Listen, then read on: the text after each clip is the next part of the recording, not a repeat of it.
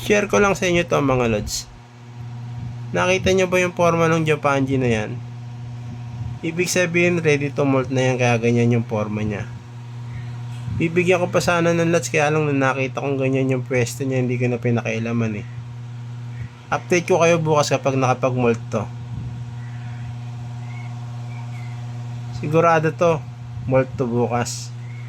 Yun nga lang, hindi ko na may video kasi gabi na eh. Abang-abang na lang bukas mga lods. Tomorrow for sure. Kamusta mga lods? Ito na yung gagamban Japanji na sinabi ko magmo-molt kinabukasan.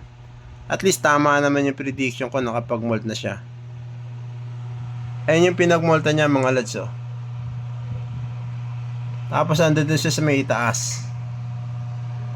Ayan. Sa ngayon mga lods, hindi ko pa pwedeng galawin to eh. Kasi dahil sigurado malambot pa yan.